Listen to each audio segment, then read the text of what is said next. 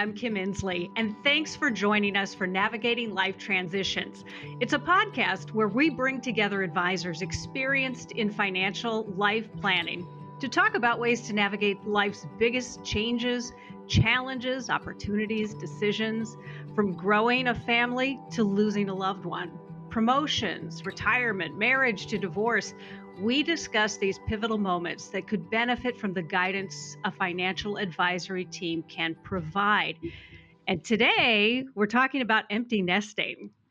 While this is often an exciting time for kids because they're moving out of the house, it can bring mixed emotions for parents as they navigate a new normal in their home lives as well as financially. Joining me from JNBA Financial Advisors, serving clients in Minnesota, Florida, and throughout the U.S., are Elise Houston, Karin Vertel, and Stephanie Rossi, who've worked with a lot of people who are now navigating an empty nest and have some personal experience too. So, Stephanie, I'm going to start with you. There are a lot of ways that young adults can launch into the world. They can head off to college, maybe they get an associate degree, take a gap year, enlist in the military. Maybe they go right into their own place in the workforce. Now, you have been through the empty nest phase. So, my question is, what was that like for you and your family? Yeah, Kim, thanks for asking. Honestly, all three of our boys were so different. So we have three grown boys. Our oldest is 31 and he's married and has two little girls. He did the bachelor's degree plus an associate's degree in an unrelated field. Our second one is 25 and he did the bachelor's degree and then decided to go into the military on top of that. And our youngest is 22 and he graduates from Penn State. Just finished writing that last tuition check. It was a good feeling. um, and then he's headed on to graduate school to become a physical therapist. So all of them have taken a little bit of a different path. That's exciting. Yeah. Yeah, very different paths. So different planning financially along the way for that. And then Karin, this is a fresh experience for you because your youngest just went off to college, right? Yes, very fresh. We have a sophomore in college and now a freshman that we so dropped her off this fall, and we're getting excited because we haven't seen either one of them. One of them for 10 weeks and another one for over 8.5 weeks. So this is our first homecoming, if you will, to be back together as a family. So it's very fresh, surreal, but we welcome this life stage. Can I ask you, so when your youngest goes off, then you have this true empty nest. So you have a little bit of rehearsal when the first one goes, but there really is a huge change in the household when the youngest one leaves. How are you handling that? Well, back to that comment, it is surreal. We spend so much of our time getting our kids ready to go to school, and it's going to happen, but there is something weird, if you will, that you come back home after you've dropped them off and you're looking around and it's like, wait a minute, it's us and the dog, and our poor dog is getting a lot of attention these days. Um, but we welcome it. We're navigating it and excited about what lies ahead. Yeah. And Stephanie, so you're an old hand at this, right? And you've seen the ebb and the flow of that emotional piece of first getting used to it. But what did the transition mean for you personally? How did that change things for you? Yeah, so it was really interesting. I wasn't prepared for how my husband and I were going to feel when the kids left, right? So, when our oldest left, he was my husband's buddy, right? My husband actually, did all of his sports with him and, coached him when he was little, and he was devastated when he left for college. He was really like kind of sad for the first 2 months and then kind of snapped out of it, realized we still had the other two to go. This the second one, when he launched, we both felt bad, right? But we knew we still had one left. And I have to tell you, when that last one left, it was right at the beginning of COVID, or right at the beginning of the pandemic. And he decided he was going across the country to Penn State. And so that was a rough one, right? Not knowing what was going to happen and just knowing that, he was halfway across the country. Um, And I remember him looking at me right before he left, and he said, "Mom, are you going to be okay? Are you going to be okay? Are you going to, be okay? Everybody's gone." And, it just so happened at that point, Kim, that our oldest son and his wife had their two little girls, one after Oh. another, which was a blessing. It gave me really a purpose again, because I think that that's what you lose is a purpose, Mhm. after your kids are grown and launched. And we also ended up having, the situation where my mom lives with us, and she, has dementia, and it was getting worse, Mm. as time was going on. So we are kind of in this sandwich generation, where you're kind of like, you launch the kids, you get them going, and then you have, the grandkids coming, and then you still have, elderly parents that you have to take care of too. So it was an emotional couple years for sure. Well, yeah, and you never had experience. You didn't experience that growth that you get where you realize you're you again, Yes. remembering who you were before kids, BC. Yeah. Karen, in your family, um, well, it was interesting what Stephanie said, differences between how mom and dad feel it, but how did it work in your house, Karen? Well, it's funny. We kind of joked, I won't identify who, that one of the two we wouldn't hear from them. We were joking, of course, but the opposite has happened. I mean, this sort of fear of being an empty nest that's completely quiet, right? We have FaceTime, we have phone calls, you have text opportunities. Still, why trying to, give them space, but they're reaching out to us too. So that's been a very pleasant surprise. But it is, people say you're only as happy as your unhappiest child. And when your kids are thriving Mhm. and you feel that they know that they have you as their touch point to navigate this newness for them too, um, it feels good. So I don't know if I answered your question exactly, but I'm it's glad that you brought up "It feels good" because there is a lot of good in this. I don't want this to be a downer for people like, no, "Oh, no, right. this is terrible." There's a lot of good. There is a lot of good. I will say, though, going into it, we actually planned what we called a pity party trip. So we had something to look forward to after we dropped our youngest off at college.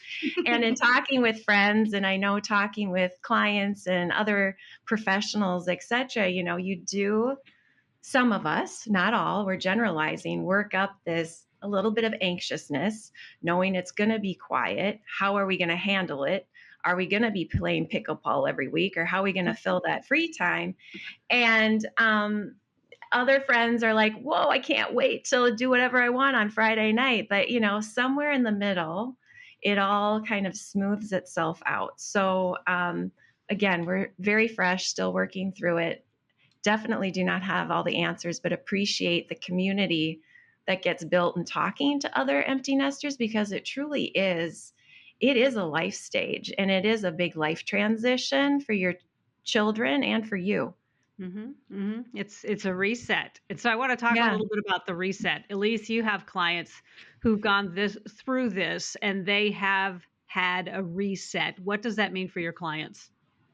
Yeah, so really with any transition you might experience in life, there's opportunity to find clarity, redefine what's important to you. It's kind of what Steph was talking about, really what is that purpose? And this is one of those same opportunities. It's actually interesting. I feel like for a lot of our clients who've gone through it, this is that period of time where before, when we would ask questions around, how do you want to spend your time in retirement? What might retirement look like for you? They would tell us, I can't answer that question. I'm so bogged down in just the kid activities and what we have going on and the day-to-day management of the calendar that they would find they couldn't really answer that question. How do I want to spend my time? So this has been, this stretch of time from when you launch your kids to when you maybe are truly anticipating retirement, a time to really redefine who you are again, how you want to spend your time, what is that new purpose? Because with that might come some different financial implications. Maybe you do want to get more involved in some board work. Maybe you do decide you want to actually work longer. Maybe you want to work differently. Maybe, you actually don't. You realize, yeah, I do kind of want to step away more and reclaim some of my time. All of it can have a lot of financial implications that we can help think through. What are some of those other decisions or deciding factors that you should consider to really get clarity around what's next for you? But starting to have those conversations before your kids are launched can also be helpful. As Karen mentioned, something to look forward to. It helps to kind of create that roadmap. Those are some really good points because I think people don't. Point number one is it is difficult when you're knee deep in everything and you have four schedules, five schedules you're trying to manage and be there for events and carpool and all of that, that there is very little freedom for you or you and your spouse. Yeah. So this could be a time to rededicate yourself to your career or Mhm. switch or think about you in a way you haven't in a long time because now you have more time. Karen, did you find some opportunities during this process? Yes. I mean, a couple of things. One, actually, a good thing maybe for us personally out of COVID is we use that opportunity during that time to take a step back and start thinking about, because at that point we were going to launch our kids in 2 to 3 years. And that was a very healthy exercise of what do we want it to look like when they're in school. But I couldn't agree more with Elise about there's so much energy going into whether, like you said too, Kim, the kids' activities, you're just trying to get through the week with work and everything like that. Um, but you've been focusing on your kids' future so much, and you haven't really thought about your own, except maybe saving for retirement. And so it really is. I would say like a mini pre-retirement dress rehearsal or that second or third act in life, where do you want to be 3 to 5 to 10 years from now? And I just think it's a wonderful opportunity for people to take a step back. And if you haven't gone through the exercise with a financial advisory team, it's a great time to do it. I wholeheartedly agree. You and your kids are kind of in the same space. They're trying to imagine their Yeah. future, and you're trying to imagine your future, and it's difficult. So there's some perhaps sharing of what that's like for each other. Stephanie, you are a longtime empty nester in the sense that you had one who went quite some time ago. You're a grandparent. You are, have been through the experience of taking care of a parent during all of this. So this has looked a little bit different for you. Do you have any advice for people who are going through this, maybe still have kids and responsibilities at home while other kids are launching? Yeah, so I would just say take it one step at a time. Honestly, none of us know what the circumstances are going to be when we get to this point. So you have to be flexible and just know, these a lot of different things come up for people, like I said, like the parent being a caregiver for my mom, and also helping take care of the grandchildren, and someday my husband and I will get to enjoy our launch, our retirement together. But you just kind of go through it and smile and be the best person you can. That's the way I think of it. Yeah, there's a lot on the plate, and all of this affects your finances. I think some people think, "Oh, well, my child has moved out. There'll be this extra money rolling around." But you've got college, kids need help. It's not uncommon for parents to continue to help young adult children get launched. Mhm. We all know how hard it is, and we've seen kids boomerang back home to save money, or maybe they're in between jobs or something, or saving for a house. So, Elise, as we look at the financial picture, what should we be thinking about? Yeah, there really are lots of financial aspects, and it's going to look different person to person just based upon kind of what you decide in your family and household is going to work best for you, kind of what are those rules of the road. But truly, it is going to be thinking through this next phase of life. We'll hear clients say, "Oh, I no longer have all those hockey expenses. I'm going to be saving so much money. It's going to be wonderful," whatever the activity might be. But you find if your kids are in a school out of state and you're traveling to visit them, or you're having to help them maybe travel home for holidays. Other expenses might come up that will replace ones that you had in your prior when they were at home life. But also, too, as we mentioned before, as you're kind of rediscovering yourself, how you want to spend your time, maybe this is an opportunity where you're trying to pay for family trips, a time for everybody to get back together and get that quality time. Maybe you and your spouse or your friends or kind of your community circle, you are now doing more activities or going out to theater or events, trying to redefine now what is that hobby, that purpose, that excitement that can help to solidify who you are and what you want that next phase of life to be. But also just, I think the thing that sometimes gets forgotten is that ongoing assistance for your, growing in a young adult child. It can look really different. And I think having an honest conversation with your child around, what type of support are you wanting to provide? How are you going to be there to support them? Be it even through, are you going to offer to have a credit card that you're tied to that you can help if they're in a pinch as an emergency backstop? Are you going to be helping to cover costs for them to travel and take trips with their friends in college? If they are taking a gap year and they're trying to figure out what's next, are you continuing to provide that financial support while they find out what they really want to do? So having that conversation, really figuring out what you want to do financially for this young adult child. But I would say too, it presents a wonderful opportunity to talk with your children about finances, because a big part of this next phase of their life is helping them to be successful independently, and finances are a huge piece of that. And Stephanie, you're playing three-dimensional chess, right? So you've got a young adult who has a family, expenses involved in that. You have a parent, caregiving expenses involved in that, travel to see your family. What advice do you have there? Or, were there things that were unexpected for you that maybe people should be planning for? Or can you even plan for some of this?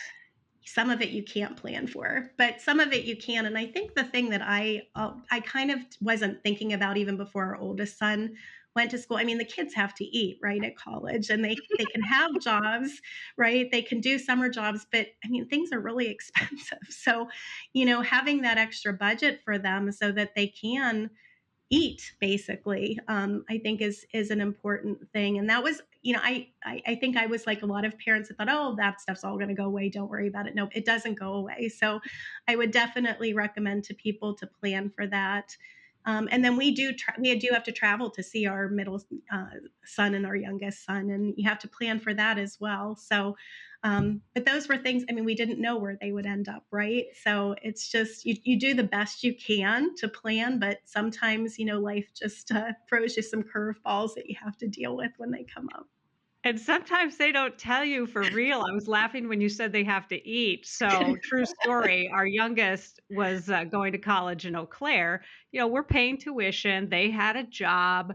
We were supplying an allowance. I find out like 2 years later, yeah, I was talking to my counselor because I never had enough money to buy food. And she said, go to the food shelf. I'm like, why didn't you tell us you had no money for food?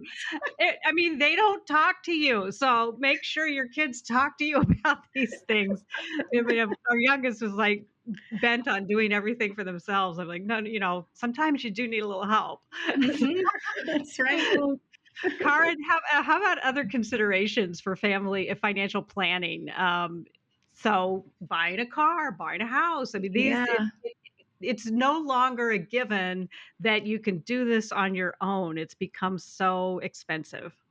Well, and to the earlier points too, this opportunity to reset, like what I thought 4, 5, 10 years ago when you're helping or you're saving to send your kids to college about what we were willing to or wanting to pay for, as your kids start making decisions and their future path gets outlined, our desire of how we want to help them is kind of changing. So it's recently conversations with friends about, the car situation. Is that part of supporting them outside of college? And, well, now they're defining what they think they want to do as a professional career. Do we want to revisit supporting them with that graduate school work? and I don't mean we personally, I think just in general, those things come up, or the down payment of a home. So you're so back to that busy focused working forward, that again, this pause, this reevaluation, reflection just opens a space to think about things differently. Karen, I think too, the other thing I totally agree. And the reason why I think too, even having a financial advisor part of these conversations, what can really help is, you may want to help your young adult child Yes. more than maybe you financially can at the time. Because here again, you have competing interests around retirement is nearing. You Mhm. need to be saving for yourself, but you're also trying to make sure you're setting your child up for the best case scenarios. You want them to succeed. So it might look differently. You may find that you are paying for part of their tuition or maybe their living expenses. Maybe they are taking out student loans and they are helping to support themselves financially through this next phase of life. But there's a lot of ways you can creatively support them even beyond school. Maybe they do boomerang back home and you're helping them with lodging. Or maybe you are, after the fact, able to continue to gift some money to them each year to help them cover the costs of student loan payments once they are, out of school. Or maybe you are helping them with that car so they don't have to have a car loan. Or two, maybe down the road, you're helping contribute to a home down payment or a wedding. These are all ways that you can continue to help your young adult child financially Yeah. while not necessarily having to do it all right now. But that's where that open dialogue and conversation to create that plan and foundation of really truly what financially can you do, along with what is important to you, what are your family values, how do you want to support them, and then tying that back to, okay, let's maybe sit down and have that conversation with that young adult child just so they understand what your intentions are, your goals. They can plan and make decisions better than that way too. But it's also a really great just financial education opportunity to set a good foundation for them as well. And That's yeah, I'll throw in this too, giving your child that financial knowledge, helping them get excited about learning about their finances can go a long way, and I know that's part of what you do. Hmm. Mhm. Yeah, I'd So say well said, Elise. The other thing that came to mind about the empty nesting life stage too is that forever to-do list that we all personally have to help, make sure our financial foundation is in order. So you could have, for example, you had your estate documents developed, let's say 10 years ago, and you know that there's things that you could do to enhance it, or just thinking about like, am I maximizing my employer benefit opportunities? There's all these things where you're just, again, just go, pause. And now you can, if you have it, really attack those things to put you in the better position to have that conversation that Elise is talking to about what can you support and prioritize your different planning opportunities appropriately. and And Elise then oh, go ahead. yeah, I was just going to say, I was going to add too that, for our clients, we're happy to sit down with their children and do this financial education for them.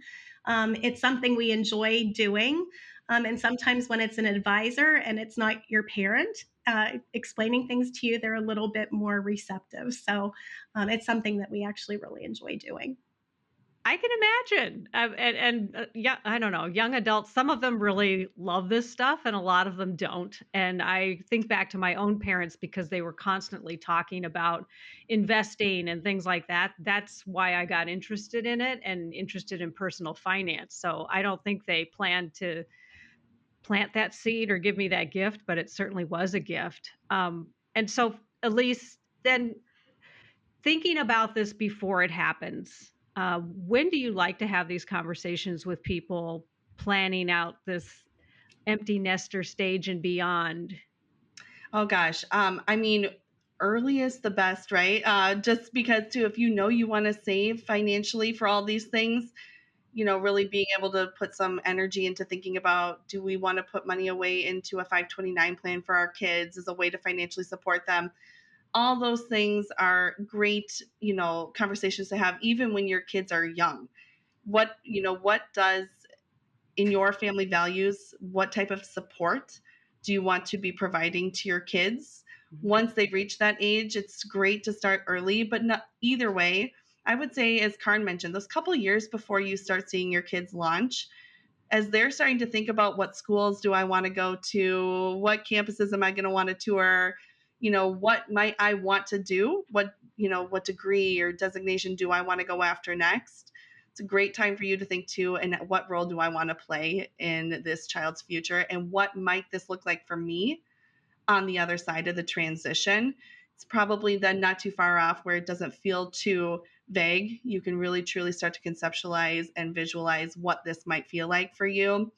And I think having that conversation with your advisor again is going to be really fruitful, just to make sure you feel empowered in the financial decisions you're making. You really know that you are setting yourself up and your kids up for success. You're optimizing those resources that you've worked so hard to accumulate, to make sure that you're able to do things for them that are in alignment with your goals, that it's not I feel like I should, so maybe I can, but I don't know. We hear that question a lot. I'd like to, but can we afford it? I don't know. So that's where bringing a professional in and really, looking at the numbers, running the projections, and understanding, what might this ongoing support look like for your family can be really empowering as well. Right on. I love that advice. As we head out here, I just want to ask Stephanie and Karin, as we sign off here, how are you feeling now? How are you feeling about all this? Do you want to take it, Karin, first? You go first. You're the experienced empty nester. I have to say, I'm actually feeling really good about it. Like I said, writing that last tuition check for the third child felt really, really good. And it's just really, it's great to see them go on and be successful. So I feel like I've done my job, right? So it feels good. And I'm dreaming of that last tuition check. But no, I feel really good. I mean, by nature, I'm a forward-looking person, and there's so many exciting things to look forward to in my husband, like our lives, as well as our kids' lives. So, yeah, I feel very blessed and looking forward to what's next. That's great. I love hearing it. Thank you so much, Elise, Karin, and Stephanie, for a great discussion, for sharing your insights, sharing your personal stories. I really do appreciate that. And we want to thank our listeners as well. And we hope that you will tune in to our other Navigating Life Transitions podcasts. And please help yourself to the free resources on JNBA's website, which is easy to remember, jnba.com. And if you have questions about revisiting or creating your personalized financial life plan as you transition into an empty nest, or just to learn more about how JNBA can help you with your financial life goals, give them a call. The number is 952-844-0995. Or just use a contact form. There's one on jnba.com, and you can schedule a complimentary, no obligation call with their experienced multi-generational team. I'm Kim Insley, and it has been a lovely conversation. Thank you, ladies. Important disclosure information. Past performance may not be indicative of future results. Different types of investments involve varying degrees of risk. Therefore, it should not be assumed that future performance of any specific investment or investment strategy, including the investments and/or investment strategies recommended and/or undertaken by JNBA financial advisors, or any non-investment related content made reference to directly or indirectly in the podcast, will be profitable, equal any historical performance levels, be suitable for your portfolio or individual situation, or prove successful. JNBA is neither a law firm nor a certified public accounting firm, and no portion of its services should be construed as legal or accounting advice. Moreover, you should not assume that any discussion or information contained in this podcast serves as a receipt of or as a substitute for personalized investment advice from JNBA. Please remember that it remains your responsibility to advise JNBA in writing if there are any changes to your personal, financial situation or investment objectives for the purpose of reviewing, evaluating, revising our previous recommendations and/or services, or if you would like to impose, add, or to modify any reasonable restrictions to your investment advisory services. A copy of our current written disclosure brochure discussing our advisory services and fees is available upon request. The scope of the services to be provided depends upon the needs of the client and the terms of the engagement.